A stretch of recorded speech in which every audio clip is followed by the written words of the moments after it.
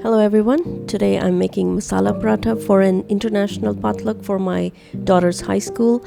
This recipe is a crowd pleaser and the parathas literally fly off the table.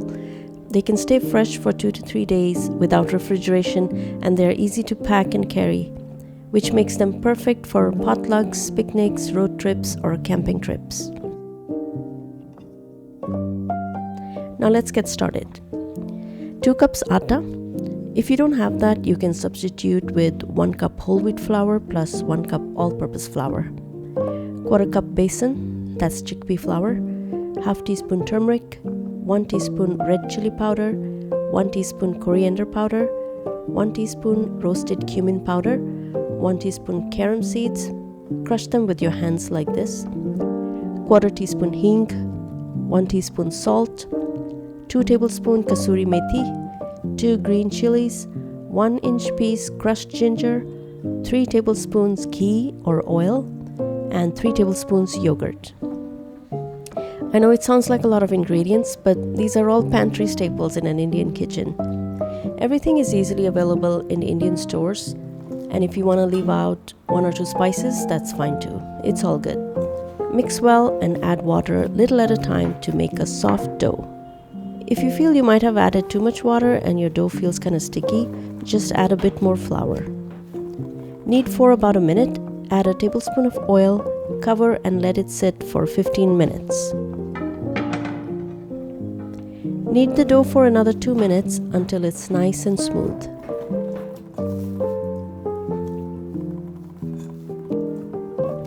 Take small amounts of dough and roll them into balls.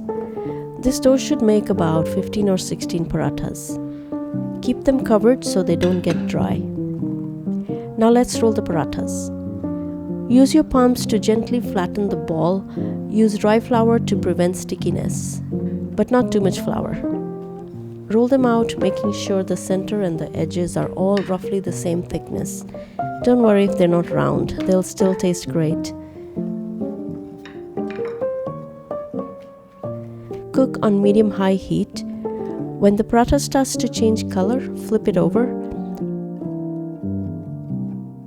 After a few seconds, add some oil and flip it again. Move it around the pan, pressing gently to make sure it cooks evenly without burning.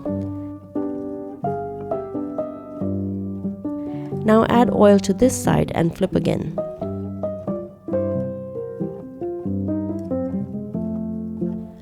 Continue to press the edges and move it around until cooked through. If your pan gets too hot, adjust the heat. I use a piece of foil lined with paper towel to store them.